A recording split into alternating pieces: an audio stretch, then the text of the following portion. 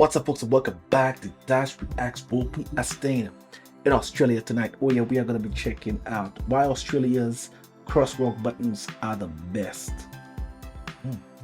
Right, my side checks one out. We ain't going to waste no more time. We're just going to get right into it, folks. We're going to get right into it. Oh yeah.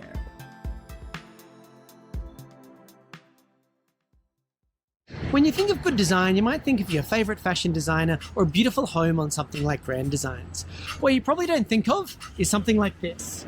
And I want to convince you today that Australia has designed not only the best pedestrian crossing button in the world, but that this is one of the best designed things to ever come out of Australia. Let's do it. Yes, it might feel like a strange thing to get excited about, but let me have this one, because in a world of crosswalk buttons, none of them have anything on this.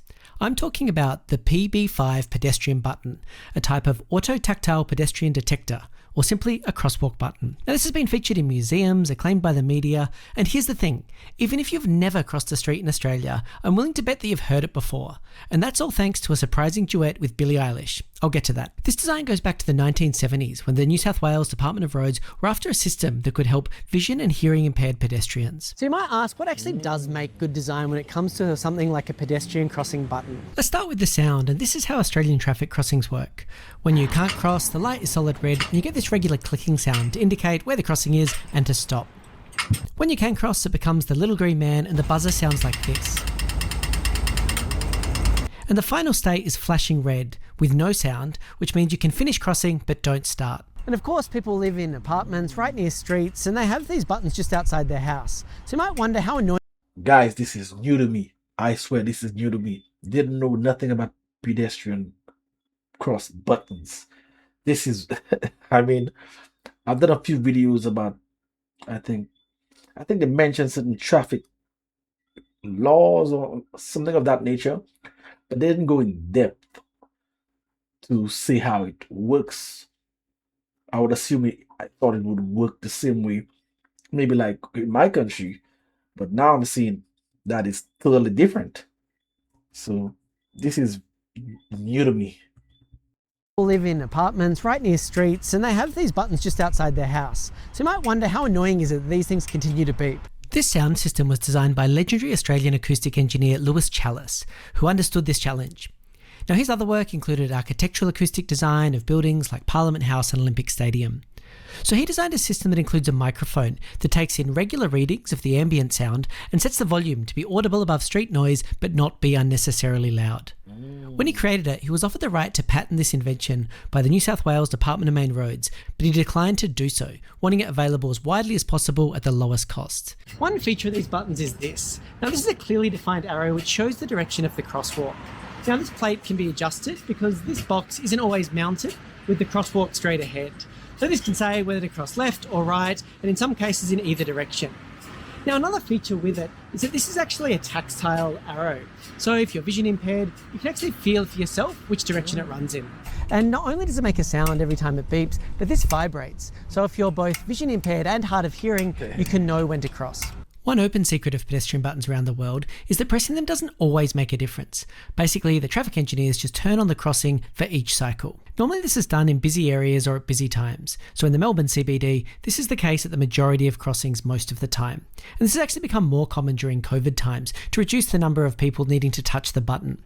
And there's another interesting case. Some Orthodox Jews consider pushing these buttons or using any other electrical device to be work, something which shouldn't be done on the Sabbath. So in places with a high Jewish population, they'll have the buttons set to be automatically on during these times. And Melbourne has a few other twists on the PB5 design and crossings, including this tactile paving that lights up alongside the traffic light, something useful for people who are on their phones, and also repurposing the buttons into a speaker to give you tram updates. And the PB5 found its way... I swear, I'm telling you, this just compounded what I've been saying about Australia. The government really goes out of its way for safety, and that's great, man. I mean, living in Australia, you're gonna feel very, very welcomed. Not just the ones living in Australia, the citizens, but also as a tourist, because there's so many things in place.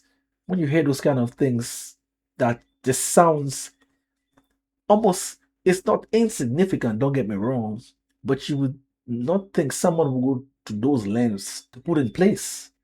Like these are things people would just overlook. Or maybe they won't overlook it, but they will just shun it to a side, to avoid the hassle of doing their job when it's there, when it's supposed to be part of the portfolio. But they don't. And also repurposing the buttons into a speaker to give you tram updates. And the PB5 found its way into the top song of 2019, Billie Eilish's Bad Guy. Listen carefully for this sound. Right here. Duh. And Rolling Stones did an interview with Billie Eilish and Phineas O'Connell to explain exactly how this came to be. My mom and I went for a walk in Sydney. We were like across the street from the hotel, and the Crosswalk is this little, like, you press it and it's like, doop, doop, and I was like, that's hard. That's the sound that it makes when you have to wait.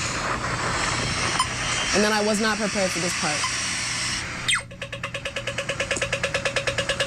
I basically like put it into a quantized bar section and then put sample delay on it so it was wider, and then it became.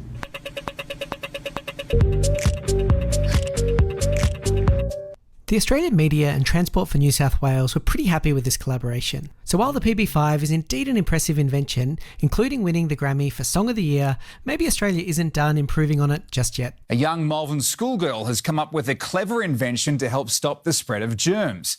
Grace created a Kick Me pedestrian button so people don't have to use their hands at traffic lights. Amazing, man, amazing. And they haven't stopped trying to better what they have created. It's just amazing. I mean, come on. Australia take the cake, man. They take the crown for safetyness in terms of protecting the people and giving them the best that they can. They don't shy away from those kind of challenges where other countries have stopped looking for solutions to better certain things. Aussies have not. They keep on pushing, keep on trying to better whatever they can and creating a safer environment for their citizens. I mean, how can you not love that kind of government? I mean, they're doing a damn good job. I always said the Aussies were number one when it comes to that. They got number 1 spot, number 2 spot, and number 3 spot. If you want to see that long term action that I do, hit me over on Dyce Reacts by the Music Reactions. This is where I'm going to be making my exit. So until next time, peace out.